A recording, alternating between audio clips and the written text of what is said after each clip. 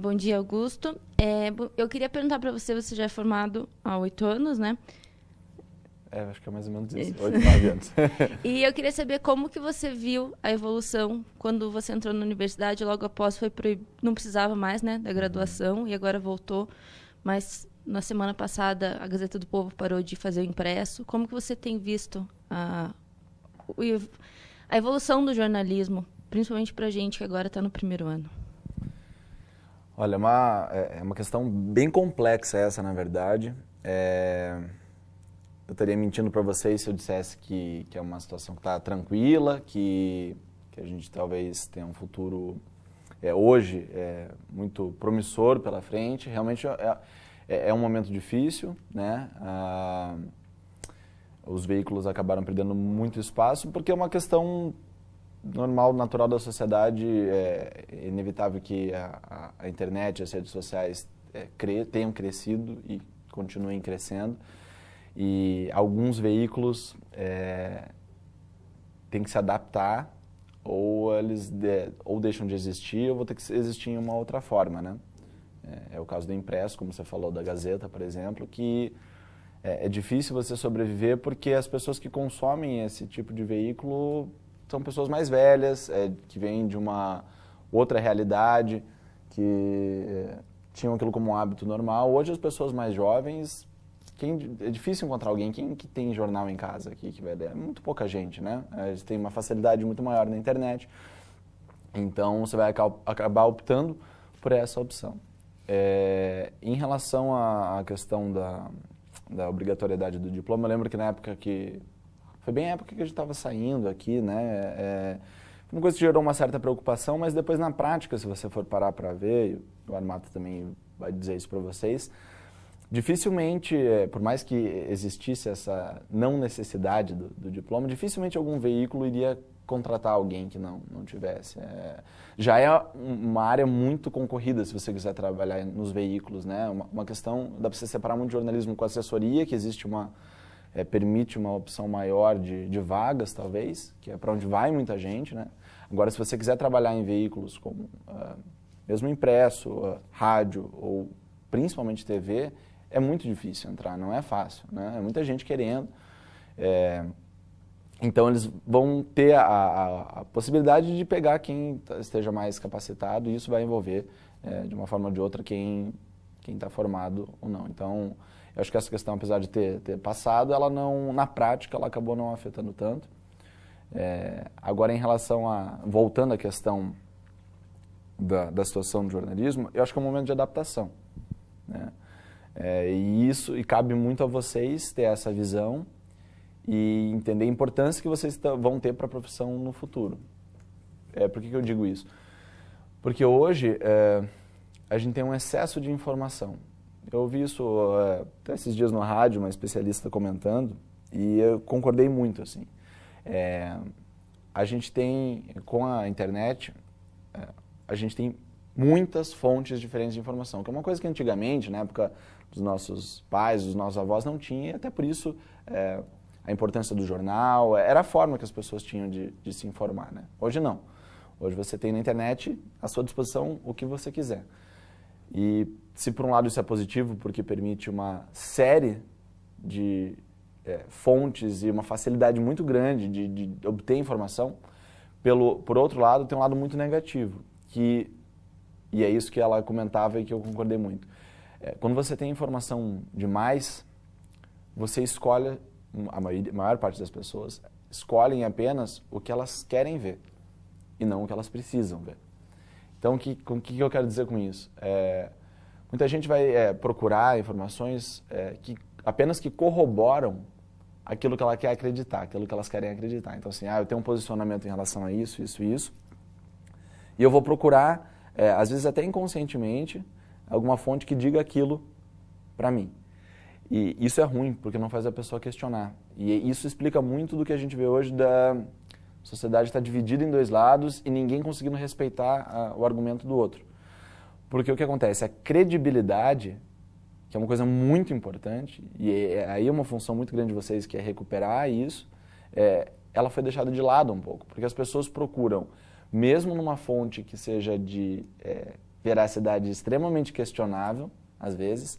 Se ela fala aquilo que ela quer acreditar, ela acredita que está certa. Não, isso aqui disse isso, não interessa se checou aquela informação, se tem credibilidade aquela fonte, não interessa. Disse aquilo que ela quer acreditar, tá pronto, tá ok. Quantas vezes vocês não viram em redes sociais coisas que vocês falam assim, meu Deus do céu, como é que a pessoa está colocando isso? Como se fosse uma verdade. Por quê? Porque ela quer acreditar naquilo, porque ela pode escolher o que ela quer ver. E ela não vai procurar o outro lado, e isso, os dois lados, né? Vice-versa. Digo, dos dois lados que a gente vê hoje expostos na sociedade, que é muito, muito clara essa dicotomia.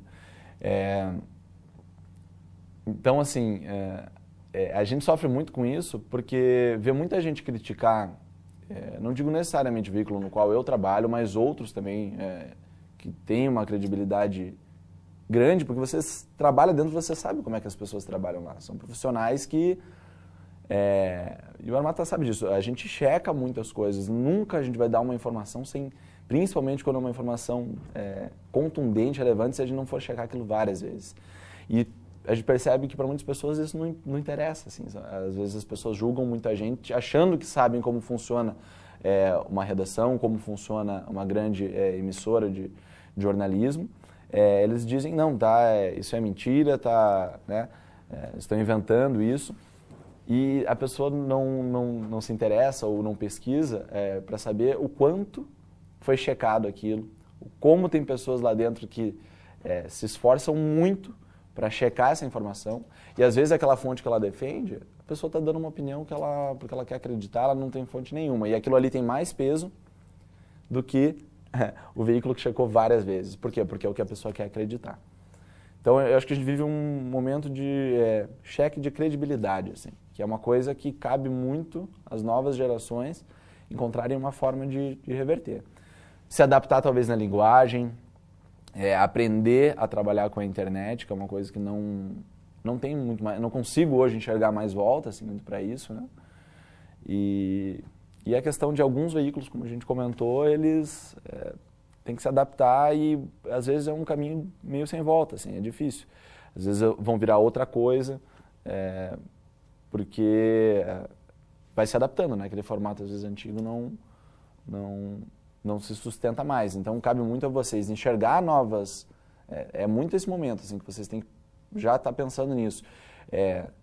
Novas formas de você comunicar, talvez novas formas de veículos, adaptação em relação à internet e saber se aproximar das pessoas para recuperar essa credibilidade e fazer elas ouvirem e darem importância para opiniões diferentes da dela, para perceber como o senso crítico é muito mais construtivo do que o senso comum, que hoje está muito claro, assim, que é uma coisa que a gente que trabalha diariamente nisso nota muito na sociedade, né? Só para citar um exemplo que eu acho que representa bem, muito bem, assim, que eu lembro que eu vi isso e falei, é difícil de acreditar, sabe, que representa muito bem isso que eu estou falando. Vocês lembram daquela situação alguns anos do protesto no Rio de Janeiro, que teve um fogo de artifício que foi disparado e acertou a cabeça do cinegrafista, que ele acabou morrendo depois, né? E a primeira divulgação desse episódio foi feita por um repórter da Globo News. E ele falou que ele teria visto que o fogo de artifício partiu de um policial que acertou a cabeça do repórter. E isso foi divulgado na Globo, inclusive, porque ele deu essa informação primeiro. E depois todos os fatos pareceram levar a indicar que não foi o caso, que tinha partido de um manifestante. E esse caso já seria tratado com um cuidado gigantesco pelo Jornal Nacional, pela Globo, porque independentemente de questões de opinião ou questões de posicionamento político ou de opiniões em relação ao veículo, à emissora, isso é totalmente respeitável e digno e sadio de discutir. Uma coisa que não pode ser questionada é a competência de quem trabalha lá dentro e a responsabilidade na hora de checar uma coisa dessa. Assim, isso é uma coisa que a pessoa que fala, ela não tem a menor ideia de... Se ela questiona isso, ela não tem a menor ideia de como é que funciona lá dentro e como que as pessoas trabalham dentro de um veículo desse tamanho. Já seria tratado de uma forma muito séria esse assunto. Pelo fato de um profissional de dentro da casa ter dado essa informação que tudo indicava que tinha sido errada, esse assunto foi tratado de uma forma muito mais séria ainda. Eles chamaram todos os especialistas que vocês podem imaginar do Brasil nesse assunto. Foi falado inúmeras vezes, durante dias, em todos os veículos, todos os jornais, aliás, do canal. Mostraram com vídeo, especialista falando, foi feito pedido de desculpas, porque tudo indicava que tinha sido realmente disparado por um dos manifestantes. Tinha partido dali, né? Não tivesse intenção, mas partiu de um manifestante. Então, assim, foi checado, esgotado esse assunto, para não ter a menor dúvida, porque eles tinham cometido um erro. E daí eu vi uma colega minha colocar nas redes sociais era um site de um blog, assim, que ela falou, está aqui a prova de como a Globo mente, não sei o quê. E daí, se abria a página, era um blog assim, aqui está a prova de que não foi disparado pela polícia, sim por não pelo manifestante, sim pela polícia. Aí, a prova desse blog era uma foto do que seria o fogo de artifício, né, na mão de um policial, que é semelhante ao que eles utilizam, né? E daí a imagem congelada do momento em que ainda está no chão o fogo de artifício do cinegrafista do lado, e aproximada essa imagem extremamente pixelada, e você só vê um negócio cinza borrado no chão, assim. E ela compara o objeto cinza borrado àquela que está na mão do policial, e aquilo o suficiente diz que é exatamente o mesmo, e aquilo é a prova de que partiu da polícia. E uma colega de profissão minha fazendo isso. Então eu falo assim, essa é a prova disso que eu estou falando para vocês, que é uma coisa, é muito grave, entendeu? Ela está questionando um veículo que checou de todas as formas possíveis para não errar uma informação, que teve uma seriedade enorme para falar sobre aquele assunto, não vai arriscar, de novo, falar uma coisa errada. Isso, que é a credibilidade, para ela, não valeu nada. O que valia era o blog, que era um argumento extremamente questionável. Por quê? Porque era o que ela queria acreditar.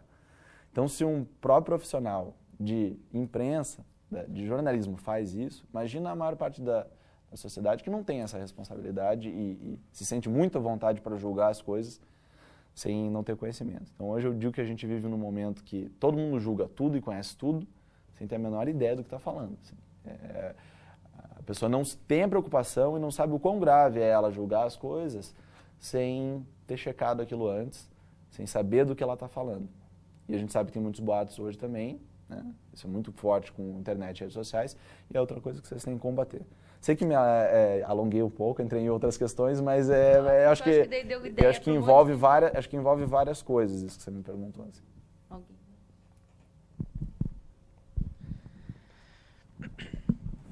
Bom dia, Augusto. Você estava falando sobre credibilidade. Você trabalha num veículo que é muito questionado, mas geralmente por senso comum.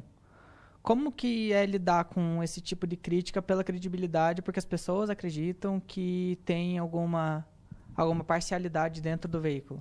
Isso é muito real, assim, isso que você falou. É bacana essa pergunta, Fernando, porque é difícil, sabe? E assim, a gente tem que... Às vezes você escuta coisas tão absurdas e a gente tem que tomar muito cuidado para não se expor, né?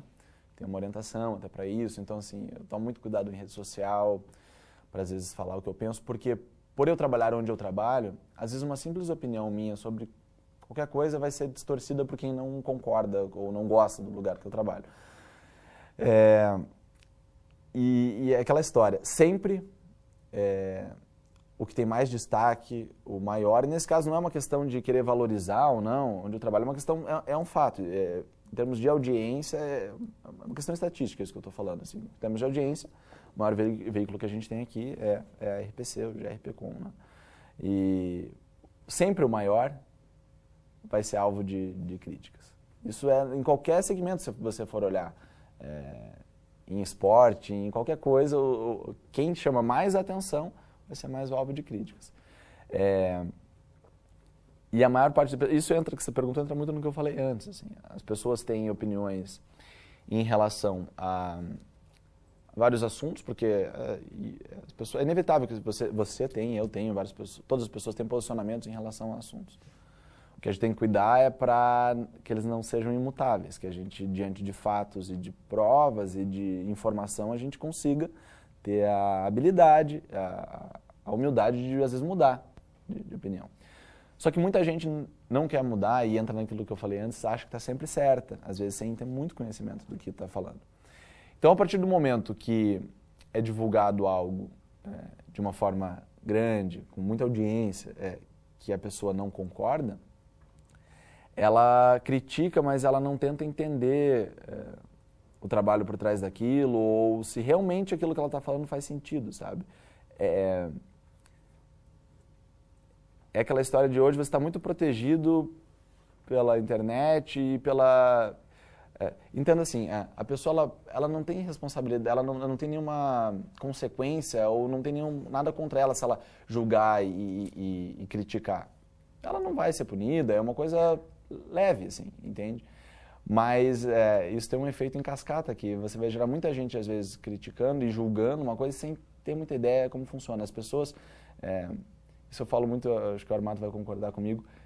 Jornalismo é uma coisa que é tão próxima das pessoas que muita gente acha que por ser próximo, isso é uma coisa simples de você entender, teoricamente lógica, muita gente acha que sabe como funciona a nossa profissão. Mas a maior parte das pessoas não tem a menor ideia como é que funciona uma redação, como é que funciona acha que sabe, mas não sabe como é que é no dia a dia da nossa profissão, quantas pessoas tem envolvidas para chegar a uma matéria no fim, por quantas mãos passa, desde a produção, da coordenação, dando ok, o aval para aquela pauta, da chefia do jornal topando aquele assunto, da passagem para o repórter, da parceria do repórter com o cinegrafista para sair aquele material, passar pela mão do editor, ou seja, aquilo é verificado várias vezes. Todo mundo que enxergar alguma coisa que pode ser questionável vai sugerir uma mudança. Então, assim, eu não vou dizer para você que não tenham matérias ou situações que possam ser questionadas, até porque imparcialidade é uma coisa completamente utópica. Você tendo um tempo específico para mostrar algo, você vai ter que ser parcial, porque você vai ter que escolher um recorte que você vai dar para aquilo. A gente não tem um dia inteiro para falar sobre uma coisa. Às vezes eu tenho 1 minuto e meio, 2 minutos para falar sobre alguma coisa. Eu preciso recortar o que eu acho mais importante. Qualquer assunto vai render mais que 2 minutos ou 1 minuto e meio. Então, a partir do momento que você seleciona o que você quer falar, você já está sendo parcial porque você, com base na tua experiência, no seu julgamento, já está selecionando um pedaço. Isso é inevitável.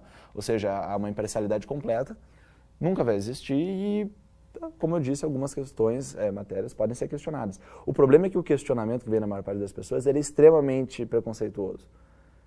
Por que você não gosta Se você for às vezes conversar, por que você não gosta da Globo? Porque a Globo mente. Por que a Globo mente?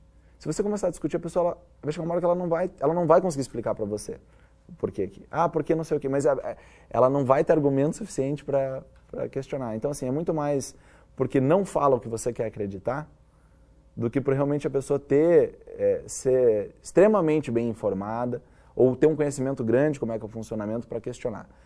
É muito mais uma coisa eu diria até que é quase uma moda, assim, de você criticar porque é bacana criticar o que tem a maior expressão. Eu costumo dizer assim, que eu acho que é muito verdade isso, imagino que o Armato concorde comigo.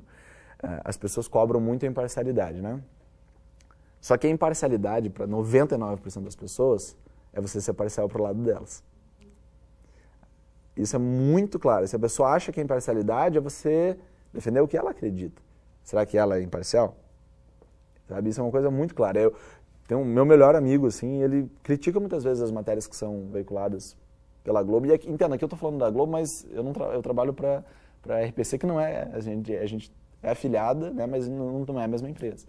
Mas ele critica muitas matérias e tal. E eu tento explicar para ele, às vezes, alguma coisa aqui sobre um outro ponto de vista, né?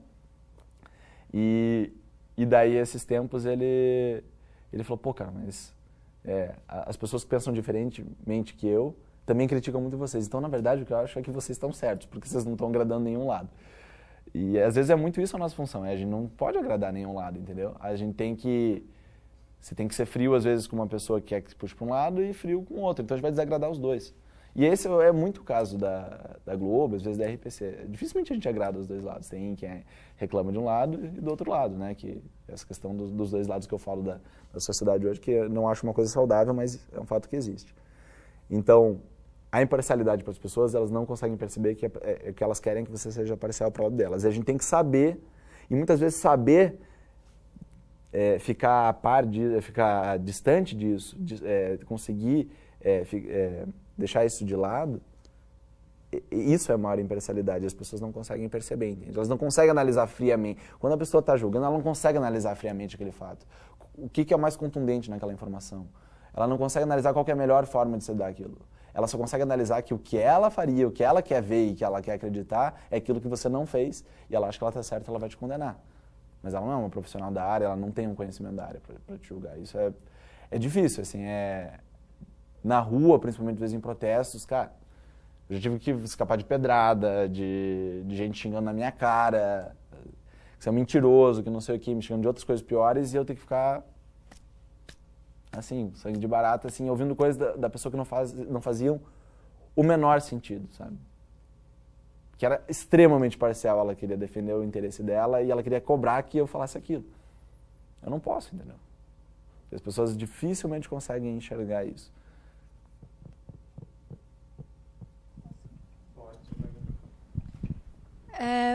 Bom dia, você falou que da história de pedrada e etc. Qual que foi a situação mais absurda que o jornalismo já te proporcionou? Você diz de extrema, assim, de dificuldade, olha, essa é bem fácil de responder, na verdade, não tem muito o que pensar. Assim. Já passei por situações complicadas e difíceis, principalmente do ponto de vista de você conseguir dar informação assim, de uma situação dificílima, às vezes de um assunto super complexo, que em cima da hora sai alguma coisa e tem que entrar ao vivo, e assim, é desesperador. Só fazendo um parênteses aqui, até o Tino Marcos, que vocês devem conhecer, que é um repórter super conceituado de esportes da Globo, né, que o cara é um ícone, assim, pessoa sensacional. O Tino Marcos me falou uma vez que assim, o dia que o repórter que você perdeu o frio na barriga na hora de entrar ao vivo, você não é mais repórter, porque é isso que você vai levar para o resto da tua vida. Então, assim, a gente sempre vai ser uma coisa desafiadora. Entrar ao vivo é uma coisa, é uma pressão grande, assim, e isso vai carregar pelo resto da tua vida. Então, diariamente, a gente tem um desafio, assim, é muito dinâmico o que a gente faz. Mas o episódio, sem dúvida alguma, mais desafiador, assim, chocante que eu passei foi o dia 29 de abril de 2015. 2 anos, né, agora. 2015, que foi todo mundo sabe, né, no Centro Cívico lá do protesto dos servidores da educação, né, que foi reprimido de uma forma bem questionável, né. E foi muito impactante para mim também, porque eu estava naquele assunto todos os dias. Foi um assunto que durou... Uma situação que durou 2 meses, mais ou menos. Na verdade, ela no começo do ano já teve um problema em relação a isso. E depois de alguns meses voltou e ficaram uns 2 meses seguidos paralisadas as escolas, né, as aulas, por causa dessa manifestação. Que basicamente era que o governo queria trocar, não sei se vocês lembram disso, mas o governo paga os servidores a partir de fundos, que são reservas de dinheiro, que só podem, o dinheiro que está lá dentro só pode ser usado para ser gasto na área específica. Então, o governo tem fundos para pagar os servidores. E, basicamente, o que eles queriam fazer era trocar dezenas de milhares de servidores de um fundo para o outro, ou seja, o dinheiro que seria pago seria de um lugar para o outro. Isso geraria uma economia para o governo, mas, no entendimento dos servidores, poderia provocar a falência desse fundo dentro de alguns anos, que servidores não teriam aposentadoria, não teria dinheiro suficiente para pagar essas pessoas daqui a alguns anos. E para essa mudança acontecer, teria que ser votado na Assembleia Legislativa. E essa votação se arrastou por muito tempo, porque os protestos foram fortes, teve invasão da Assembleia Legislativa. Eu acompanhei todos esses episódios de ter bomba, spray de pimenta, deputado correndo para o restaurante, votação no restaurante da Assembleia. Foram 2 meses muito intensos, assim, que eu estava todos os dias lá. E eu estava todos os dias com os professores do lado de fora ali também. Todo mundo me conhecia pelo nome já, e eu estava todo dia ali. Então, assim, era uma coisa que eu estava respirando, que estava acompanhando, assim, sabia todos os detalhes disso. E até esse dia 29, que a gente sentiu que que ia acontecer alguma coisa, sabe? Eu lembro que o dia anterior já tinha de manhã tido uma confusão, veio caminhão com spray de água dos bombeiros para jogar na galera. Isso já tinha acontecido no dia anterior de manhã, então o clima já estava tenso. Eu lembro que na manhã desse dia também já estava todo mundo reunido, foram chamados o efetivo policial, boa parte do efetivo do Estado veio para cá, fizeram um anel de isolamento em volta da Assembleia Legislativa. Tinha policial, cara, várias quadras, assim, era policiamento gigantesco. Foi feita uma grande barricada na frente da Assembleia Legislativa. E nessa barricada ninguém podia passar, só tinha polícia, pessoal do BOP dentro. E as pessoas só podiam ficar pro lado de fora dessa barricada. Uma cena que todo esse tempo ali, e todos os anos que eu trabalhei ali com a Assembleia, essas coisas eu nunca tinha visto, assim. Então o clima estava muito tenso e tinha muita gente, né? Eram milhares de pessoas que estavam ali protestando porque aquele seria o dia decisivo da votação, o que acabou se confirmando que o projeto passou, né? Foi aprovado.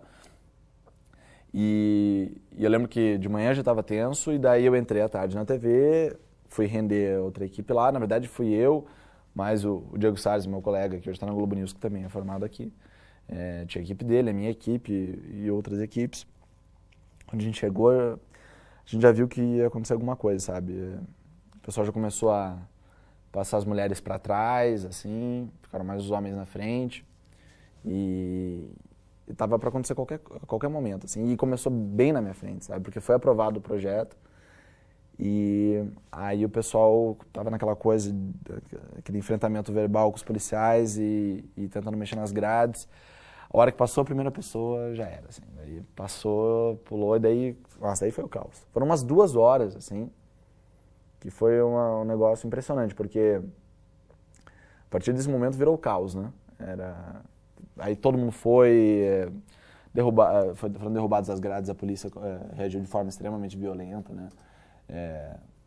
E aí era disparo de bala de borracha, bomba de gás lacrimogênio. Daí eu lembro que a minha equipe, a gente correu, eles estavam montando aquela estrutura para o dia 1º de maio, que eles sempre tem eventos no Dia do Trabalhador, ali na frente na Praça Nossa Senhora de Salete, em frente ao Palácio Iguaçu, que eles montam, né, um palco grande, e estava na metade essa estrutura. Assim. Eu lembro que a gente entrou, escalou e ficamos entre o piso e o teto, que ainda não tinha sido erguido, então ele estava bem baixinho, assim, era como se fosse uma cabana, assim, uma barraca. E a gente entrou ali dentro, e dali a gente começou a fazer a imagem. Aí eles jogaram uma bomba de gás lacrimogêneo embaixo dessa estrutura, então virou tipo uma estufa de gás, assim, dentro onde a gente estava. Nossa, eu lembro... Tem até uma imagem que na retrospectiva do ano lá foi usada, que é eu lacrimejando, assim, não conseguia nem falar direito. O meu auxiliar estava vomitando, o cinegrafista com a camiseta enrolada na cara, filmando, assim. E a gente ali no esforço de mostrar aquilo que estava acontecendo, né? E as pessoas também correndo de um lado para o outro. Depois a gente saiu dali, alguns manifestantes ajudaram a gente com vinagre e tal. E para você ver aquela coisa do julgamento, como tem algumas situações que você não sabe o que falar para a pessoa, assim, no meio ali a gente mostrando, filmando o pessoal escapando das balas de borracha, do gás, e o cara falando, o que vocês estão fazendo aqui? Vocês vão manipular, vocês só mostram a tragédia, não sei o que. Eu falei, cara, eu tô aqui porque a gente tem que mostrar isso que está acontecendo. Depois você vai reclamar que a gente não está mostrando, e sabe, umas coisas totalmente sem sentido, assim. Aí todo mundo em volta falou, o que você está falando pro cara, sabe? Tipo, eles estão aqui porque eles estão mostrando o que está acontecendo, sabe? Então, umas opiniões assim, que não fazem sentido nenhum, sabe? Mas foi um caso específico, mas como ilustra bem isso que eu estou falando, assim. E eu lembro que a gente escutava os barulhos de cilindro, assim, tipo, plum, plum, que era saindo as bombas de gás lacrimogêneo. A gente não sabia se estava vindo de cima, se vinha... Porque tinha um helicóptero circulando, a gente não sabia se vinha dali ou se eles disparavam para cima e caía. Eu sei que era olhando para cima e tentando escapar dos barulhos, assim. Foi uma correria muito grande. E nesse momento você filtrar o que está acontecendo e para o repórter cinematográfico também é muito difícil porque tem muita coisa acontecendo e ele saber para onde apontar a câmera e enxergar. Esse dia rendeu imagens assim históricas, né, que vocês já devem ter visto e vão ser lembrados para sempre, assim. E a dinâmica da nossa profissão ali muito difícil, assim, desafiadora, porque começou a vir um reforço de equipes nossas e tinha gente que foi recebida na prefeitura, o pessoal que estava ferido foi recebido na prefeitura. Aí tinha uma escola perto que as crianças sentiram gás de pimenta, tiveram que ir para casa, então a gente teve que mandar uma equipe para cada lugar, assim, sabe? E entra muito daí esse desafio que eu estava comentando com vocês, que num momento como esse, é muito fácil você se deixar levar pela aquela sensação que você está ali, pelo momento, pelo aquilo que você está vivendo, e acabar reportando aquele assunto de uma forma muito tendenciosa também. E esse é o momento que você tem que ter calma e conseguir enxergar de uma forma que as pessoas que estão ali não têm essa obrigação, sabe? Elas não têm essa responsabilidade. Ela vai poder falar, é um absurdo isso que foi feito comigo e a gente não pode fazer isso, entendeu? Eu preciso realmente perceber, notar a falta de cuidado, que foi a reação extremamente agressiva, que foi desmedida da polícia, e isso tem que notar. Mas, por exemplo, eu vi, e isso não estou fazendo um juízo de valor se está errado ou se está certo, mas eu vi, foi na minha frente. Ninguém vai poder dizer para mim que não é verdade. Eu vi que a situação começou quando as pessoas tentaram invadir. Isso é um fato, entendeu? Eu não estou dizendo se está errado ou não, mas eu não posso omitir isso. As pessoas queriam que eu omitisse isso. Por quê? Porque elas não querem que... Porque a partir do momento que eu falo que foram os manifestantes que começaram a ir para cima, vai parecer que eles estão errados, entende? E eles não querem que eu fale. Então, eles estão sendo imparciais? Não, eles estão achando que a imparcialidade é eu ser parcial pro lado deles. E com isso eu não estou falando que eu não defendo as causas, porque a gente acompanhou tudo o que aconteceu lá e muitas coisas faziam sentido. Mas é que a gente tem que ter esse discernimento, entendeu? Eu preciso analisar aquilo ali de uma forma fria. Então foi muito desafiador, porque eu vivi uma coisa na pele ali. Ali não tinha diferenciação de a gente ser imprensa ou não. Eu estava no meio de todo mundo. O Diego Salles tomou um balo de borracha nas costas, a equipe nossa vomitando por causa do gás de pimenta na cara. Então, assim, não, era todo mundo igual, sabe, na situação.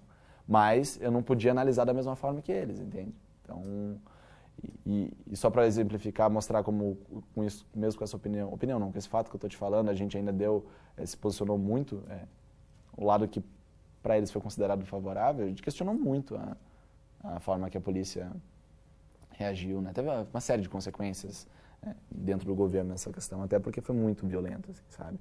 Não existia necessidade de ser dessa forma. Mas se você não lembra, assista de volta, veja esse dia, a cobertura, você vai ver um pouco como foi, assim, foi uma coisa bem... Com certeza foi mais desafiadora, assim, foi um dia muito histórico, assim, muito, muito marcante, né? Eu acho que mesmo quem... Eu não tenho tanto tempo de profissão, assim, também, né? Que nem o Marcelo falou, eu me formei aqui em 2009. De repórter de TV eu tenho uns 6 anos, mais ou menos. Mas mesmo eu acho que quem estivesse ali, que tenha trabalhado 40 anos na TV, aquele também vai ter sido o dia mais marcante para aquele profissional. É difícil superar aquele dia ali, assim, de superar, eu digo, de ter algo mais forte do que aquilo, sabe?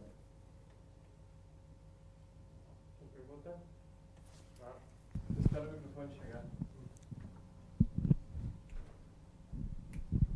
Bom dia, Augusto. Eu gostaria de saber assim, talvez agora você esteja se tornando um nome mais conhecido aqui, né, principalmente na Universidade Positivo, tanto que eu mesmo esses dias estava vendo a TV, eu vi você e eu falei, pô, esse cara aqui estuda na mesma universidade que eu estou estudando. Uhum. Então, você já se sentiu pressionado pelo jornalismo, pressionado a, sabe, mostrar para as pessoas que a profissão é desse jeito, que você, digamos assim, conseguiu um emprego numa emissora bastante cobiçada? Já sentiu alguma pressão por causa disso? Mas pressão como, assim, cara? Não entendi exatamente o que pressão você no sentido de, digamos assim, criar uma imagem para as pessoas que estão começando na profissão, assim, acho que mais nessa maneira. Cara, pressão não, assim, eu entendo e acho lógico alguém que conseguiu se posicionar talvez de uma forma legal no mercado, num veículo que tem uma expressão grande, ser reconhecido de alguma forma, assim, porque para quem está começando, querendo ou não, muita gente pensa um dia em chegar num lugar como esse, assim. Mas não pressionado, eu sou bem tranquilo, assim, em relação a isso. Eu sou, inclusive não ligo muito para essa questão de estar ou não estar em algum lugar, assim, só eu acho bacana o que eu acho legal é o fato de que, para você estar num veículo como o que eu trabalho, passa por bastante coisa, são vários desafios, na verdade, né? E a cobrança, por ser um veículo desse calibre, lá dentro é muito grande, entendeu? Muito grande, assim, a gente tem uma cobrança diária enorme, assim, de responsabilidade, de não errar o que a gente está falando, bem, assim, é uma rotina puxada, sabe? Até eu brinco que você trabalhar com um veículo como a gente trabalha, assim, não é para qualquer pessoa, sabe? Tem gente que não consegue se adaptar, porque a pressão é bem grande. Então, pressão nesse sentido do trabalho, mas eu acho legal trazer isso para as pessoas que estão começando e tal, mas nunca me senti pressionado de imagem, sou muito eu, assim, sabe? Não ligo muito por essas aparências, assim.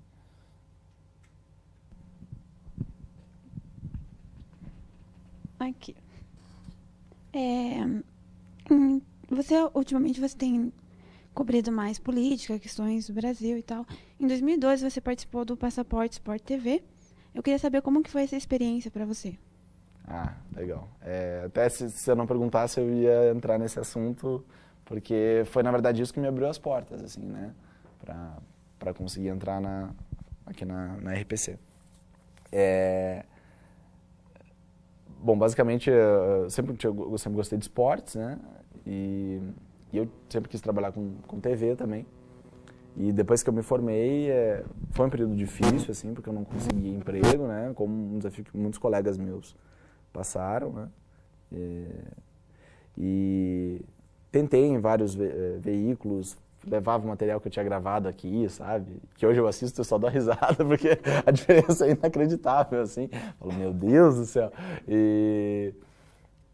E levava e tentava fazer contato e, sabe, ia pra cima e pra baixo do currículo e, não, assim, é muito difícil entrar, sabe, desse jeito. Não conseguia. Tentei de várias formas, o Faxina, que foi professor aqui, tentou me ajudar também e era difícil, sabe. Tanto é que eu fui trabalhar em shopping, trabalhar em loja de roupa, foi uma coisa que eu gostei bastante também, assim, mas, tipo, saí da área, sabe, um tempo e não conseguia, tentei trabalhar com assessoria, não deu certo, sabe, não é uma coisa que eu goste. E daí já tinha acontecido a primeira turma do Passaporte Sport TV. E daí todo mundo falava, pô, cara, esse negócio é tua cara, né, você gosta de esportes e tal, quer ir pro vídeo e tal. Aí eu falei, concordo, assim, daí fiz a inscrição, falei, nunca vou passar nesse negócio, né, falei, nunca imaginei que eu conseguisse. E eu lembro que foi 2011 isso, começo de 2011, e daí foram indo as etapas, né, pela internet, daí passei uma etapa, passei outra etapa, aí fui para São Paulo numa entrevista coletiva lá, que ainda tinha bastante candidato e tal, passei, foram 6 etapas ao todo. E eram, se não me engano, umas 4.000 pessoas que tentaram e acabaram sendo aprovadas 11, né? Eu falei, nossa, cara, eu nunca ia imaginar que eu ia passar nisso. Assim, e os colegas que passaram comigo eram muito mais capacitados, né, sabe, naquele momento, assim. Tinham muito mais experiência, tinham muito mais traquejo já, sabe? E eu super cru, assim, ainda. Eu falei, nossa, como é que eu passei nesse negócio, né? Mas passei. E daí a minha vida mudou muito, assim. Foi um momento que eu amadureci muito também, porque, querendo ou não, eu tinha minha comodidade aqui e, de repente, tipo, passei. Meu Deus, a minha vida mudou, vou ter que ir embora, vai mudar tudo, sabe? E fui, morei no Rio de Janeiro uns 4 meses, eu fui treinado lá no Sport TV, na Globo, conheci boa parte dos profissionais que vocês devem conhecer de vídeo aí. E daí eles escolheram, para quem não sabe como é que funciona o Passaporte Sport TV, eles selecionam, é um projeto que você se inscreve, eles selecionam jornalistas formados até um tempo X e treinam essas pessoas e mandam cada um para um país para ser correspondente internacional, né? E da minha turma eram 11, dos 11 eles escolheram 8 para viajar e me escolheram para ir para a Alemanha. Porque eu falava um pouquinho de alemão, continuo falando um pouquinho só, porque é uma língua difícil. E tenho parentes também, né? Então, assim, acabaram me escolhendo para ir para a Alemanha. E outros colegas meus foram para outros países, né? E foi muito desafiador, assim, porque independentemente de ter sido treinado lá ou não, eu ainda era muito cru, né? Ainda hoje eu tenho muito a evoluir ainda, sabe? Muito. Para mim, estou muito distante ainda do que eu considero algo mais ideal, assim. E você vai sozinho, sabe? Você é o one-man show, assim. Você leva câmera, tripé, computador. Cara, equipamento, nossa, pra despachar o negócio, excesso de bagagem, sei lá quantos centenas de reais, assim, porque é muita coisa que você leva e você faz tudo, sabe? Então foi uma experiência muito grande, porque eu fiquei 7 meses morando em Berlim, na Alemanha, né? Então eu era cinegrafista, eu era produtor, eu era editor, eu era repórter, eu fazia tudo, assim. Ia lá na câmera, olhava, daí girava o visor, ia na frente, gravava, pedia pra alguém na rua me ajudar, se virava do jeito que dava, assim. Então foi desafiador, foi difícil, mas eu aprendi muito ao mesmo tempo. Então eu tinha que viajar para outros países para cobrir assuntos, sempre tinha algum perrengue. Eu lembro uma vez que eu fui de Berlim para Munique, que eu ia gravar com uma revista que é super renomada de futebol lá na Alemanha. Eu ia gravar com a editoria da revista e tal. E eu tinha marcado com o chefe do lugar e tal, o horário.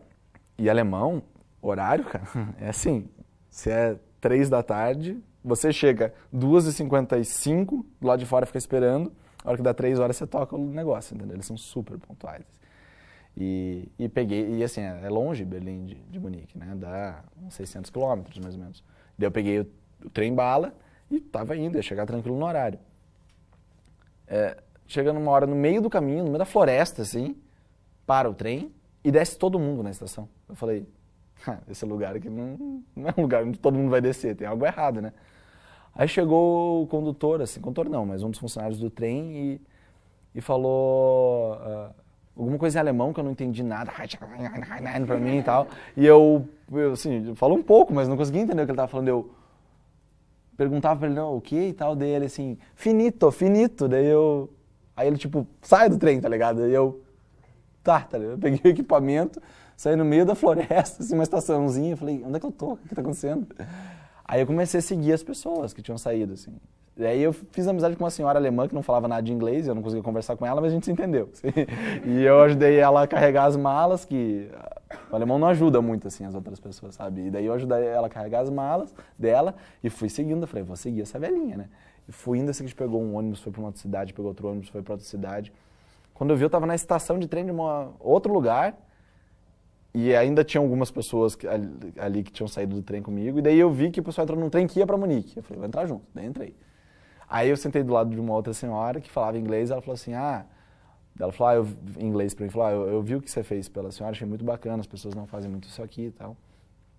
Aí eu perguntei pra ela o que tinha acontecido. Ela falou, não, é que deu um problema na linha do trem, no cabeamento, da energia, o troço caiu um galho, alguma coisa cortou e teve que parar o trem e a gente teve que ir para outras cidades de ônibus até conseguir chegar num lugar que tivesse um trem para ir para Munique.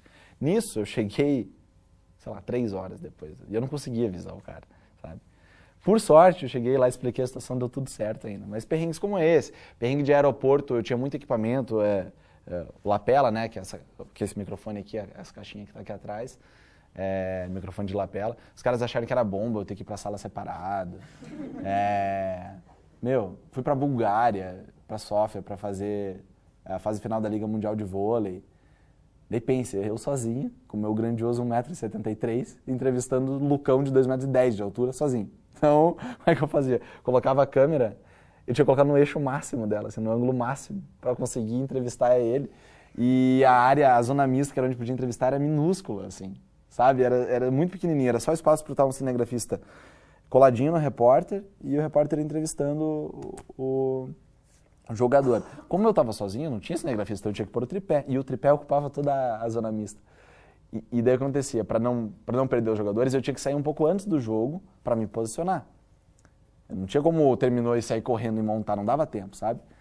E daí eu lembro que era muito complicado, porque assim, eu estava assistindo os jogos, né, dentro do ginásio, e eu tinha que torcer para estar, tipo, 2-0 para um time, e no último tá, sei lá, 23-10 pro time que já tinha 2 sets. Porque daí eu ia pra fora e me ajeitava, e se passasse um jogador ali, significava que o jogo tinha acabado, e se tava 2-0, consequentemente, quem ganhou foi o time, entendeu? que tava já 2-0. Então eu já sabia, porque isso mudava tudo que eu ia perguntar pro jogador brasileiro, se ele tinha ganhado ou perdido. Eu tinha que torcer para estar uma diferença grande assim, porque se tivesse, por exemplo, 2-2 e no tie break do último set lá 14-14, se eu fosse antes eu não sabia quem tinha ganhado, entendeu? Então tinha esse desafio. E daí eu ia antes, me posicionava, ocupava todo o espaço, daí começavam a vir os jogadores, eu entrevistava e daqui a pouco vinham os profissionais de imprensa de outros países, outros veículos. Nossa, que eles me xingavam porque eu tropeçava no tripé, que eu estava no meio do caminho, eu falava, cara, desculpa, não tenho o que fazer. Então esse perrengue também tiveram vários, assim, né? Que eu fui para lugares diferentes, fui para Hamburgo, para Munique, para Nuremberg, isso na Alemanha, né? Fui para Sófia, na Bulgária, fui para Amsterdã 2 vezes. Então foi uma experiência assim, que eu tive que amadurecer muito, que eu cresci profissionalmente. Foi determinante, porque daí quando eu voltei, isso foi muito importante para o meu currículo, entende? Na verdade, a ideia deles lá no Sport TV era ficar com todo mundo. Até porque todos os projetos do Passaporte, eles investem muito dinheiro, assim, muito dinheiro. E eles quase sempre ficam com todo mundo. E a nossa turma era bem boa, assim, sabe? Tem alguns dos repórteres de maior destaque do canal deles, e que estão até na Globo hoje, foi puxado para a Globo, são colegas meus da minha turma do Passaporte, né? Então tem Rafael De Angeli, Guido Nunes, Adomitila Becker, toda essa galera era da minha turma. Só que nesse ano eles tinham gastado muito com as Olimpíadas, assim, foi um gasto muito grande, que foi a de Londres, né? Inclusive eu cobri a Eurocopa lá, não nos jogos. Não fui fazer os jogos, porque daí tinha a equipe principal mesmo do Sport TV que foi para a Europa, né?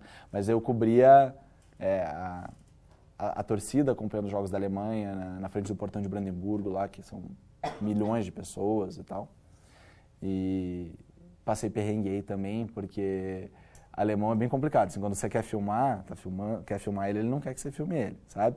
Ou você tá filmando assim, a rua, às vezes vem um cara lá de longe, não quero que você me filme, apaga a imagem e tal, tem isso. Agora, quando eles tomam uma cervejinha, aí eles querem, quando você não quer filmar, eles querem aparecer, entendeu? Eles querem te atrapalhar. Nossa, daí tinha perrengue, cara queria levar minha câmera, era difícil, cara. O cara chegou assim, essa câmera é minha. Como assim essa câmera? Essa câmera é minha e é um clima difícil. Por sorte, tinha um amigo alemão meu que falou, não, você sai daqui e tal, sabe? Então, assim, vários perrengues. Mas voltando à questão do quão importante isso foi, acabei voltando com um currículo bacana, então eles não conseguiram ficar com todo mundo no canal, por essa questão de gastos. Aí acabei voltando para cá, mas com esse currículo aí, ele abriu muitas portas para mim, né? Então, o Arnaldo César Coelho, que é o comentarista de arbitragem lá, né? Ele também é dono da TV Rio Sul, que é do interior do Rio de Janeiro, e ele me chamou para trabalhar em Resende. Eu falei, putz, eu não fiquei bem na dúvida assim se eu iria, sabe? Mas aí me chamaram em Criciúma para ser repórter do Criciúma, que estava subindo aquele ano para a Série B, eu seria o repórter que acompanharia o time. Né? Subiu para a Série A, né, do Brasileiro. E daí me chamaram em Floripa também para ser repórter lá na RBS. Mas daí eu tinha amigos também na RPC aqui, daí mandei o material, né, e eles também me chamaram aqui. Daí para mim, financeiramente, pela minha família, para os meus amigos, é a cidade onde eu nasci, onde eu sempre morei, então eu era a melhor opção, assim, e daí entrei aqui. Então, foi isso, na verdade, que me abriu as portas. Eu tinha tentado antes, sem foi muito difícil, assim, sabe? Porque, normalmente,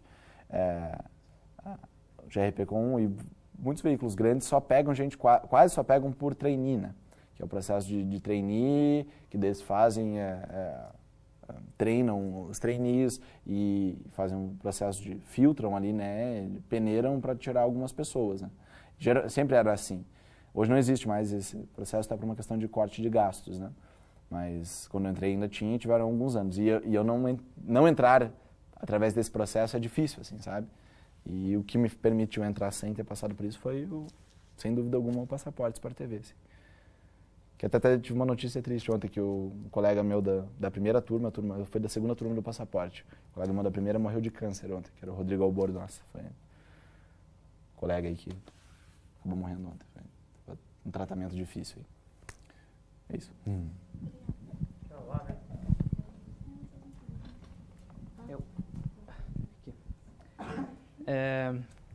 Visto que, assim, pelo que eu tinha pesquisado, boa parte das suas reportagens são no estilo mais investigativo, assim, como Lava Jato. Tem alguém que você se espelha para começar ou alguém que foi decisivo no seu início de carreira? Legal essa pergunta. Na verdade, cara, eu não tenho muito uma área que eu faça mais, na verdade, faz tudo, né? Pau para toda obra, assim. Eu cobri um tempo Lava Jato, mas faz bastante tempo que eu não tenho feito. Até porque Lava Jato é assim, só sabe mesmo quem está todo dia fazendo, porque é um negócio extremamente complexo, sabe? Ele tem muitos detalhes, assim. Então, só quem está todo dia acompanhando sabe. E acompanhando não é dando uma lida, assim, tá lá dentro da TV acompanhando ou dentro de outros veículos com os seus contatos, suas fontes e acompanhando isso, porque é muito complexo. Perder um dia você já fica muito para trás, assim.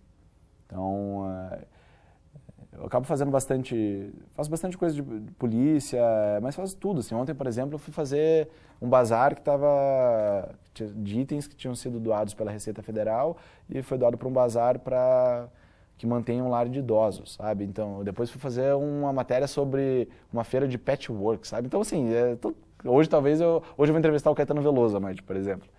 Então, cada dia a gente faz uma coisa. Quer? Pergunta se ele ainda continua atravessando atravessando o Leblon. Eu falei engraçado, né? Porque eles estavam até rindo na TV aqui, só um parênteses, que é a pessoa menos indicada para entrevistar o Caetano, porque eu gosto de heavy metal, né? Que é outro estilo completamente diferente. E daí assim, vou mandar o Augusto entrevistar o Caetano Veloso. Tipo, eu falei, cara, então, se até quiserem levantar alguns assuntos aí, que eu não manjo muito do Caetano, mas vamos conversar com ele à noite, vai ser bacana. Até conseguir emplacar umas matériazinhas já de metal ali, uns assuntos bacanas. Bom, mas independentemente dessa questão de área, tem sim alguns profissionais que eu acho... Tem vários que são muito bons, assim, mas tem algumas pessoas que são excepcionais, na minha opinião, que por exemplo, se você quiser... Tem vários segmentos, assim, né? Se você quiser falar de texto, por exemplo, Pedro Bassan. O cara, assim, é um gênio, velho. Pedro Bassan, você assiste a matéria do Pedro Bassan e fala assim, cara, que raiva dele, velho. Consegue fazer uma coisa, ele consegue ter uma ideia que você fala, eu nunca consegui pensar em escrever desse jeito, sabe? É uma coisa muito difícil escrever bem uma matéria. A gente consegue escrever, assim, a gente faz isso todo dia contar uma nova história. E a gente consegue fazer de uma forma burocrática, contar alguma coisa, né? Selecionar os principais tópicos, o que é mais importante sobre aquele assunto e contar aquilo. Mas agora você contar uma história envolvente, que prenda a pessoa e que desperte nela uma série de emoções, isso é muito difícil. E só algumas histórias permitem você fazer isso, né? O hard news ali dificilmente vai permitir você chegar nesse ponto. Mas o mestre de fazer isso para mim é o Pedro Bassan, assim. Ele é um cara fantástico. Pra quem não sabe, ele é repórter da Globo. Recomendo, se vocês quiserem ver uma coisa bacana dele, ele fez uma série ano passado. Foi ano passado, por causa das Olimpíadas, que foram acho que umas 7 matérias, se eu não me engano, especiais, exibidas no Jornal Nacional, matérias assim de 10 minutos cada uma, sobre 7 atletas brasileiros super candidatos assim, a ganhar medalha de ouro. Então eu lembro que tinha o Isaquias Queiroz, que era da canoagem, Robert Scheid, e as matérias são sensacionais. Assim. Eu lembro essa do Isaquias Queiroz, é fantástica, sabe? O texto, tudo, né? Então eu recomendo, se vocês quiserem se inspirar em alguém assim, eu gosto muito do trabalho dele. Quem mais? Marcelo Canelas é um cara que tem um texto fantástico, assim, também, muito bom. Gosto muito, apesar de a Globo estar investindo muito em gente mais nova, com um perfil mais descontraído, assim, que é uma tendência que está forte no jornalismo hoje, isso. Gosto muito de algumas pessoas mais antigas um pouco, tipo Roberto Kovalik, um cara sensacional, assim. Gosto muito do Márcio Gomes, que está no Tóquio, está no Japão. E em termos de desenvoltura, de habilidade, de naturalidade de vídeo, de controle da situação, assim, de não se perder, de se errar, ter toda a naturalidade para corrigir o erro de uma forma não forçada. Uma habilidade, um tato grande assim, no vídeo, que é um cara que muita gente não conhece, porque não é até de uma TV aberta, mas que assim, eu indico muito que se espelhe no que ele faz, é o Marcelo Barreto, que é apresentador do Sport TV. Ele apresentou o Seleção Sport TV aqui à tarde, vai da 1 da tarde até as quase 4 horas, assim. Ele é editorialmente, ele é um cara importante no Sport TV lá. Por mais que eu tenha trabalhado lá bastante tempo, eu não cruzei com ele, porque nessa época ele era correspondente em Londres, do Sport TV, né? Mas é um cara com uma habilidade, assim, que é impressionante, sabe, pra mim. Ele tem um domínio do programa e uma calma e uma naturalidade. Eu lembro um dia que me impressionou muito, assim, que eles estavam comentando alguma coisa, não era no intervalo, eles tinham chamado uma sonora e não tiraram o áudio deles, não subtraíram o áudio, e eles estavam conversando e vazou o áudio do pessoal do estúdio, assim, dos participantes do programa e dele, apresentador, vazou no meio da entrevista. E eles estavam xingando a atitude era uma coisa meio absurda que o jogador estava falando, assim, e eles estavam condenando muito. Assim. E daí voltou para ele e avisaram ele que tinha vazado, né? E ele poderia se perder inteiro, poderia ter ficado extremamente sem jeito. Cara, ele tirou de letra de um jeito, assim, ele falou, como vocês podem ter percebido, o que a gente estava comentando aqui acabou vazando, né, no ar. Nós usamos palavras que a gente não usaria normalmente, por isso a gente pede desculpas. Mas o sentido do que a gente falou, a gente continua defendendo, porque isso que foi falado foi extremamente questionável, tal. Então, assim, de uma habilidade que a gente tem que ter muito todos os dias, né, às vezes, você vai fazer uma entrada ao vivo, o cara esquece de subtrair teu áudio, você escuta a tua própria voz, te atrapalha um monte. Ou você está falando e se perdeu no assunto. Ou você está falando, vem alguém e te atrapalha. Como a Marcela falou, assim, já entrei ao vivo e vi gente querer falar comigo no meio da entrada ao vivo, vir gente querer te atrapalhar, te empurrar. Então, a gente tem que ter esse jogo de cintura e essa habilidade dessa tranquilidade diariamente. E é muito difícil isso. Muito. Às vezes você pega profissionais extremamente experientes que não conseguem. Assim, mesmo você pega esse pessoal do velha guarda da Globo, tem muita gente extremamente eficiente que não consegue fazer ao vivo direito. Não dá, assim, não sai legal, sabe? Porque não tem esse traquejo, assim. E ele é um cara que eu acho que é muito referência nisso, assim, se vocês quiserem. É um cara que é legal observar, que eu acho ele excepcional, sabe? E assim, não precisa ir muito longe para ter profissional muito bom também aqui, a gente tem bastante gente boa também.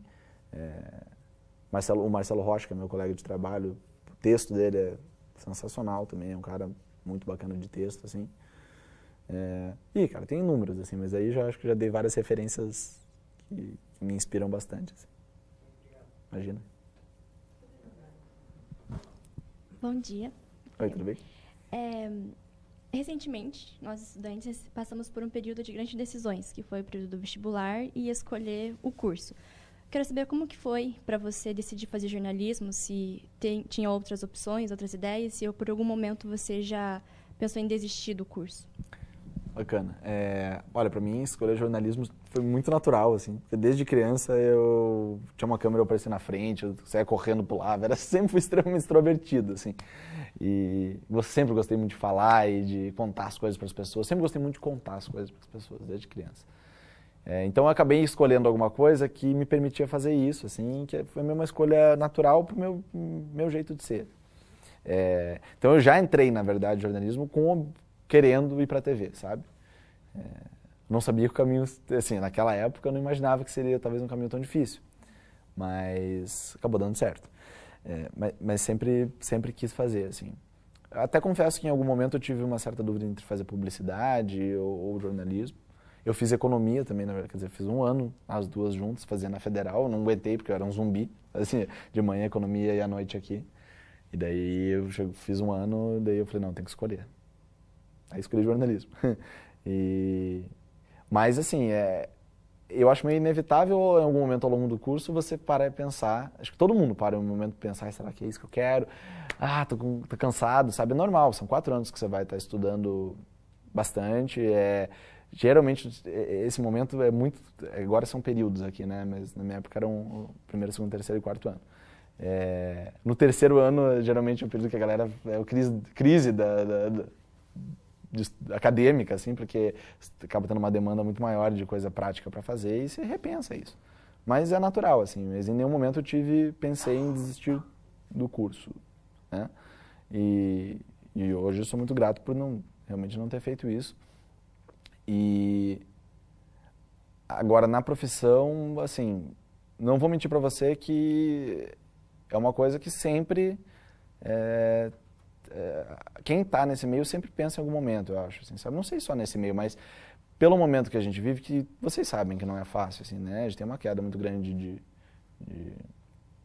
de publicidade, no nosso caso, até a nossa audiência está melhor até do que em outros anos. Ela está muito boa. Só que o que faz a gente sobreviver, que são a venda de publicidade, isso, claro que acabou caindo porque com a crise no país, as empresas têm menos dinheiro para investir nisso.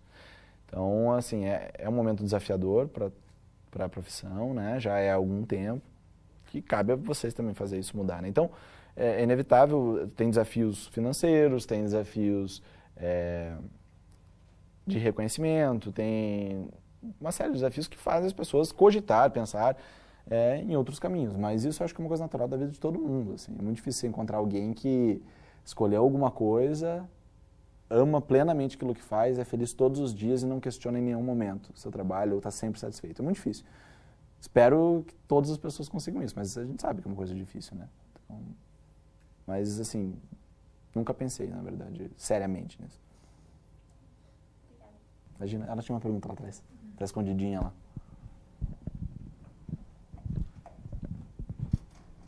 Então, quando a TV surgiu, teve uma série de conversas de que talvez seria o fim do rádio e não foi, né? Uhum. Hoje se estuda muito a possibilidade de talvez a internet predominar muito. E, querendo ou não, ela predomina, porque é imediato, né? Você tem a notícia a cada segundo no teu celular, enfim. E até esses dias eu li que a TV, o telejornalismo, ele não passava de uma retrospectiva e de um resumo do que acontece durante todo o dia. Qual que é o desafio como repórter no telejornalismo? É fazer com que não seja repetitivo o que a pessoa viu na internet e talvez fazer com que seja uma forma mais aprofundada de esclarecer assuntos, como, por exemplo, que a gente vive, né, Lava Jato e tudo mais. Na internet você tem notícia todo o tempo sobre esse assunto, em qualquer lugar que você for procurar. Mas na TV, qual que é o desafio de talvez fazer com que prenda mais o telespectador, se interessar pelo assunto e que a TV ainda continue sendo o que ela é como maior meio de comunicação, que ainda é, né? É muito boa a tua pergunta, muito pertinente, e eu te digo que se você tiver a resposta para isso, ou se eu tivesse a resposta, a gente já está rico hoje, porque essa é a resposta que todos os veículos estão procurando. É uma coisa muito difícil de encontrar isso. E esse é o nosso grande desafio hoje, né? Você não vai chegar antes na notícia, mais, porque você tem internet e mesmo o rádio já cumpriu essa função de chegar antes. Então, o que a gente tem de diferente?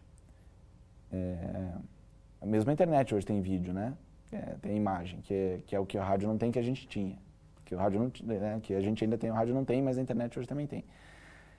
E é isso que a gente diariamente luta para tentar descobrir. A gente tem que criar uma forma, uma linguagem de se aproximar das pessoas a ponto de elas preferirem optar pelo que a gente está mostrando do que pela internet está mostrando. E aí entra muito a questão de, com certeza vocês devem perceber hoje que o jornalismo está numa fase muito grande de uma tentativa de uma linguagem mais despojada, assim, mais solta, repórteres mais descolados, uma coisa mais livre, com mais entradas ao vivo. É uma tendência muito forte, isso não é aquela coisa mais sisuda, do cara sério e tal, e isso está mudando. Só que até o próprio pessoal da TV, ela diz que é uma senoide isso aí, né? Assim, são tendências, isso já aconteceu no passado, e daí chega uma hora que você chega no limite da brincadeirinha, da gracinha, ninguém aguenta mais, volta a ser sério, sabe? Mas isso é um reflexo da tentativa de encontrar a resposta para isso que você perguntou. É uma coisa muito difícil, muito complexa, porque a gente, como eu disse, não vai conseguir chegar antes, porque a internet e o rádio vão chegar antes. O rádio já chegava, só que o rádio não tem imagem, a internet também tem. E a internet, a pessoa vai enxergar o que ela quer ver, entendeu? Que é aquilo que eu falei e comecei falando. Ela permite que a pessoa escolha o que ela quer ver. Então a gente tem que ter alguma exclusividade que a internet não tenha. Por onde que eu acho que talvez seja o caminho disso? A gente tem profissionais talvez mais preparados, mais competentes. Assim. Do ponto de vista jornalístico, é difícil você encontrar... É óbvio que vai ter na internet também, mas na maioria, qualquer um produz um material. Dificilmente ele vai ter a mesma capacitação que o pessoal que trabalha ali na TV tem. Então a gente tem, talvez, profissionais jornalisticamente mais preparados. A gente tem, em termos de equipamento e produção, nós temos mais. E isso a gente já tem. O mais difícil, eu acho, é encontrar a linguagem. E a forma de contar uma história que atraia as pessoas. E geralmente contar uma história de uma forma sensacional, ela demanda tempo, e a gente não tem isso. Então é muito difícil, sabe? É um desafio diário, assim, que a gente tem tentado encontrar essa solução. Linguagens diferentes, um jeito de conversar diferente, mas não é uma receita óbvia, assim, de sucesso. Eu acho que isso pode passar por, como eu disse, eu dei exemplo, por exemplo, das matérias do Pedro Bassan, sabe? Pegue essa série do ano passado, isso talvez seja uma coisa que vai ser difícil você encontrar alguma coisa na internet com aquela qualidade de texto, com aquele sentimento que ele passou, com aquela qualidade de produção e de imagem que foi feita essa série. Isso é um diferencial, que talvez você não encontre. Só que isso a gente não pode fazer todo dia, não tem como eu fazer isso em algumas horas, né? Então, ninguém tem a resposta para isso. Sabe? É uma coisa que a gente vai ter que ir caminhando ainda e enxergando o que vai acontecendo, porque é difícil saber também como que as pessoas vão reagir, e nem mesmo às vezes as pessoas sabem como elas vão reagir a alguma mudança que a gente faz. Então é uma tentativa, assim. Mas passa pela linguagem, com certeza, sabe?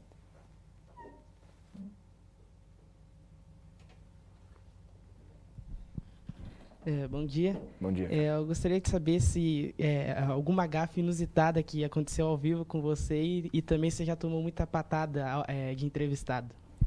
Cara, gafe... Eu não digo gafe, eu digo erro, assim. Teve uma vez... Nossa, cara, eu sou muito chato com o meu trabalho, assim, sabe? As pessoas falam, cara, não se cobre tanto, tá bom e tal. Eu falo, não... não saiu perfeito o negócio, sabe? Eu sou muito perfeccionista, assim, então eu me cobro muito. E daí, considerando esse meu comportamento comigo mesmo, imagine como é que eu fiquei uma vez que eu travei, assim, numa entrada ao vivo. Foi bem no começo, né, na RPC. E eu esqueci uma palavra. E era uma palavra que eu não conseguia encontrar outro jeito de falar, entendeu? E também, não tinha tanto traquejo ainda para contornar de outra forma, assim. E tava indo bem o link e, pam, eu esqueci a palavra. E, cara, a hora que você trava numa entrada ao vivo, a Armata sabe isso, dá um frio na tua barriga, assim, é um negócio que, se você não tiver experiência e tranquilidade, dá um branco na tua cabeça que você não consegue voltar mais. É um negócio, e você olha pro papel e não enxerga, e é tenso, assim, sabe? Já vi repórter extremamente experiente fazer isso, a Natália Junger, que é de Belo Horizonte, que é bem experiente, uma vez no jornal hoje ela travou de um jeito, assim, que ela não conseguia mais. E acontece, sabe? É difícil às vezes você voltar assim, porque bate o desespero, sabe? E hoje, assim, eu dificilmente acho que isso vai acontecer, porque pela experiência você consegue contornar de outras formas, né? E a melhor escola do mundo que tem para isso é o rádio, assim, de longe, né? Que você tem que falar durante muito tempo, improvisar muito, isso ajuda muito você a contornar essas coisas. Mas daí nesse dia eu esqueci a palavra, e eu não conseguia lembrar, e eu olhava o papel e não enxergava, e eu só pedia perdão, desculpa, cara, e foi... Meu, aquilo pareceu pra mim, assim, uma semana ficou naquela parada, sabe? A sorte foi que eu fiquei no limite do tempo, assim, de voltar pro apresentador, era o Sandro, no caso, né, o apresentador do 2, e falar, obrigado, Augusto, sabe? Eu cheguei no limite disso, quando eu acho que estava no máximo do tempo de espera, assim, possível, eu lembrei da palavra. Aí eu falei e concluí, sabe? Aos trancos e barrancos, mas foi, assim. Nossa, mas eu fiquei devastado, assim, sabe? Foi muito ruim. Eu lembro, voltei pra TV e tal, sentei no meu cantinho, assim, eu tava, nossa. Aí essa época era o Wilson Serra, ainda era diretor de jornalismo. Aí ele pegou, levantou da mesinha dele, foi lá pra mim e falou, Augusto, cara, fica tranquilo. Acontece, tipo, de boa. Daí veio o Sandro depois e falou, cara, eu já fiz isso 1 milhão de vezes. Hoje eu enxergo rindo, assim, dessa situação, né? Mas foi um caso que, nossa, eu sofri bastante, assim, esse dia. Essa foi mais de, assim, mas de gafe. Nunca errei nome de entrevistado, assim, de chamar de, sei lá... eu lembro que outro dia, como é que foi? era alguma coisa que eu tava com medo de ter falado um palavrão no lugar da pessoa, tipo o William Vac uma vez foi chamar a Zelda Mello e chamou Zelda Merda, sabe? Eu falei, meu Deus, será que eu achei que eu tinha feito essa? Mas depois eu vi no ar, por sorte não fiz. E patada de entrevistado, cara, assim, eu sempre tento ser muito educado, né, com as pessoas e com entrevistados também. Tem entrevistados que você tem que ser meio firme, assim, com eles, sabe? Que a pessoa às vezes quer chegar mandando na entrevista e dizer como você tem que fazer e grosseira. Aí você trata de uma forma mais firme também a pessoa, né, na mesma moeda, assim, mas não de forma desrespeitosa. Mas patada eu acho que eu nunca tomei, assim. Já fiz entrevistas de eu só frio, assim, sabe? Dificílimas. Tipo, tem algumas pessoas que você tem que entrevistar que não é fácil, assim, tipo, entrevistar o Beto Richa, assim, e chegar e na cara dele perguntar alguma coisa de denúncia, alguma coisa, e são pessoas extremamente preparadas para te responder, quebrar teu raciocínio, quebrar a tua pergunta, e você tem que estar preparado para aquele momento e não fraquejar também, porque se você demonstrar fraqueza, a pessoa cresce sobre você, assim, sabe? Então é uma coisa bem desafiadora, mas isso é com experiência também. A próxima horário vai para a última pergunta. Oi, Augusto, tudo bem? Tudo bem. O que você viu de diferença entre o mercado aqui de Curitiba para cidade como o Rio de Janeiro e para o exterior, nos formatos, nas práticas do jornalismo? Pois então, em termos de mercado, eu não posso te responder essa pergunta, porque como eu estava empregado na minha empresa, eu não vivi esse mercado, sabe? É evidente que São Paulo e Rio você vai ter mais oportunidades, né? Mas ao mesmo tempo tem mais pessoas também querendo aquelas vagas, né? Mas há um destaque maior, há um cenário maior nessa área, nesses lugares, né, do que Curitiba. Pelo tamanho das cidades, pela importância que elas têm geograficamente, e politicamente, socialmente no país. E na verdade, em termos de prática, eu acho que não varia tanto, sabe? Porque a gente tem um modelo... A gente segue muito um modelo americano, né? E apesar de até estava de férias, até semana passada eu estava nos Estados Unidos e assisti um pouco de TV lá e tem muita coisa diferente da nossa também, mas um modelo é semelhante, assim. A gente tem meio padronizado aqui no Brasil um modelo não tem muita diferença. E até acho que aí entra muito desse desafio hoje de caber a vocês e a novos profissionais encontrar formas de romper isso, encontrar formas melhores, mais dinâmicas e uma linguagem diferente para se aproximar mais, até porque a gente vive, como a gente conversou aqui, um desafio muito grande na profissão. E lá, fora, na verdade, eu trabalhava muito sozinho, assim, eu não trabalhava com outros profissionais de imprensa lá. Eu encontrava as minhas pautas e produzia, a maior parte das matérias eu fiz sozinho, assim. E as poucas que eu fiz, tipo Liga Mundial, fase final da Liga Mundial de Vôlei, ou outros eventos que tinham outros veículos, o procedimento é basicamente o mesmo, assim, né? Eu não cheguei a ver aquelas matérias prontas deles para saber se a linguagem é muito diferente e tal. Eu acho que a gente segue um padrão grande, assim, e, novamente, justamente aí que cabe repensar e encontrar outros formatos, o que não é nem um pouco fácil, né? Eu queria agradecer ao Augusto, acho que foi muito legal, assim, sem querer, né? Ele foi falando de várias coisas que a gente discute na disciplina, né? A questão de parcialidade, foi discutindo apuração, relação com fonte, que são coisas que a gente acaba discutindo, acho que é bem legal. E eu sempre acho legal voltar para casa, né? Então veio falar com a nova geração e tudo mais, acho que é bacana com a empolgação que você fala. Então muito obrigado, Augusto, por ter vindo. Palmas para o Augusto. Que é isso, gente. Obrigado.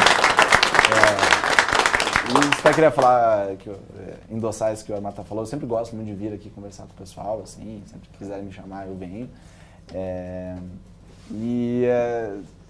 Que nem eu disse, assim, eu sou uma pessoa muito sincera, eu falo mesmo de coração, assim, não tento ser o mais natural e retratar não só aquilo que a gente vive na prática, mas o sentimento que a gente tem em relação às coisas, porque isso é fundamental para vocês também entenderem. Não adianta eu vir aqui e ficar falando que nem um robozinho, só as questões práticas da profissão. Envolve muita emoção, sentimento também, e acho que é importante para vocês sentirem de alguém. Você já tem um exemplo de que trabalha com isso e pode falar para vocês como é que é, mas de outras pessoas que trabalham também, como é que é a sensação das coisas. O jornalismo é muita emoção também, gente. eu não estaria falando da minha profissão se eu não falasse para vocês com alguma emoção, se eu gostei de algo ou não, ou de como eu me senti em algum momento. Isso faz parte da nossa profissão. Ser imparcial é uma coisa. Ser frio e sem emoção é outra coisa. Você pode ser uma pessoa, tentar ser o mais imparcial possível, como eu disse, é uma coisa que nunca você vai conseguir 100%, mas você não pode perder a tua emoção nunca no jornalismo, senão você nunca vai conseguir contar uma história boa, sabe? Você tem que ter tato, você tem que sentir as coisas. E algumas pessoas sentem muito isso, como é o caso que eu falei do Pedro Bassan. Tem uma habilidade para sentir alguma coisa, algum detalhe, um jeito de contar uma história. Assim. Isso é fundamental para a profissão. Isso vai ser um diferencial. Se você ficar só na informação pura e bruta, pode esquecer que ninguém vai querer... Que diferencial que você vai ter? Por que a pessoa vai ver você se ela pode ler a mesma coisa na internet de uma forma fria? Você tem que saber passar sentimento de uma forma o mais neutra possível. Então, contando as coisas para vocês com o sentimento, eu acho que é uma coisa fundamental, assim, e é muito como eu sou. Bom, muito obrigado. Valeu, gente.